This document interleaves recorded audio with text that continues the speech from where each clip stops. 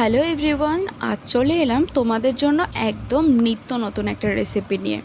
এটা হলো গোপাল ভোগের জন্য তৈরি করা নিরামিষ দুধ পনির অথবা সাদা পনিরও আমরা বলে থাকি। এটা খেতে যেমন সুস্বাদু হয়, ঠিক তেমনই গোপু সোনাদের কিন্তু এই দুধ পনির ভীষণ প্রিয়।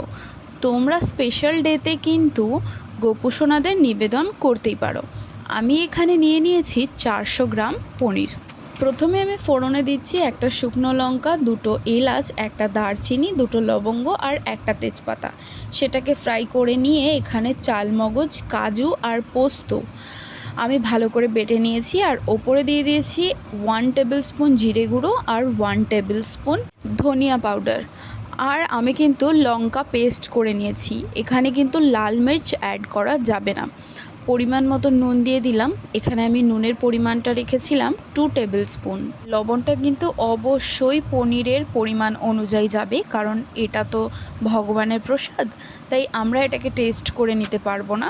তাই এই পরিমাণটা একটু বুঝে দিও। আমি 400 গ্রামে দিয়েছি প্রায় বড় চামচের 2 চামচ। ভালো করে মশলাটা নেড়ে নিতে হবে, নিচ থেকে যাতে ধরে না যায়। একটু কমিয়ে নিয়ে নাড়বে।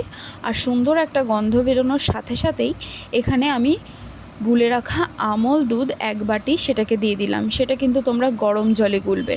আর এটা নর্মাল দুধেও করা যায়, তবে আমল দুধ দিয়ে করলে টেস্টটা একটু বেটার হয়, তাই আমি আমল দুধ ইউজ করেছি।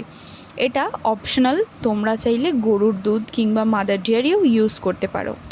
এখানে আমি 1 গ্লাস মতন নর্মাল ওয়াটারও অ্যাড করে দেব।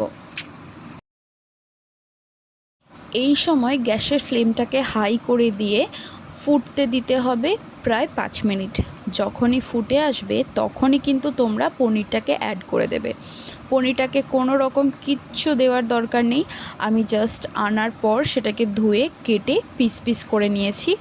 না নুন ইউজ করেছি, না হলুদ, আর না ফ্রাই করে নিয়েছি। এভাবে কাঁচা পনিরটাই কিন্তু তোমাদের দিতে হবে, তাহলে প্রপার টেস্টটা আসবে।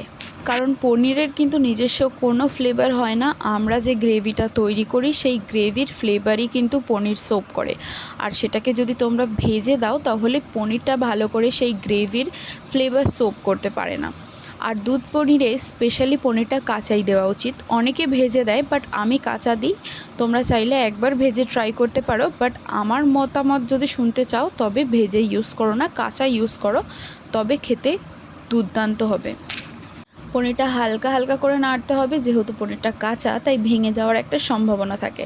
যখন তোমরা দেখবে গ্রেভির পরিমাণ 3 ভাগের 1 অংশ চলে এসেছে, ঠিক সেই সময় তোমাদেরকে গ্যাসের ফ্লেমটা লো করে দিতে হবে এবং দিয়ে দিতে হবে কিছুটা পরিমাণ চিনি। আমি এখানে 1/2 টেবিল স্পুন চিনি অ্যাড করেছি। তোমরা চাইলে আরও কম বেশি করে নিতে পারো, কোনো সমস্যা নেই। এখানে আমি হাতে একটু কাসুরি মেথি নিয়ে সেটাকে ভালো করে ক্রাশ করে এবার কাসুরি মেথিটাকে ওপর থেকে ছড়িয়ে দিচ্ছি। গ্যাসের ফ্লেমটা কিন্তু এই সময় লো থাকাটা ভীষণ প্রয়োজন। যেহেতু আমাদের গ্রেভি টেনে এসেছে তাই নিচ থেকে ধরে যাওয়ার অনেক সম্ভাবনা থাকে। আর ওপর থেকে দিয়ে দেব বেশ কিছুটা পরিমাণ ঘি। ঘি কিন্তু এই পনিরের ফ্লেভারটাকে আরও দুর্দান্ত করে তোলে, তাই জন্য ঘি দেওয়াটা অত্যাবশ্যক জরুরি। বাকি তোমরা ঘিটা কম বেশি করে নিতে পারো, তাতে কোনো সমস্যা নাই, বাট এটা কিন্তু অপশনাল একেবারেই নয়, এটা কিন্তু দিতে হবে। আমার নিরামিষ দুধ পনিরের রেসিপি একেবারেই রেডি। তোমাদেরকে ঠিক যেমন যেমন বলেছি ঠিক সেরকমভাবে তৈরি করলে তোমাদেরও দুধ পনিরের রেসিপিটা কিন্তু দুর্দান্ত হবে।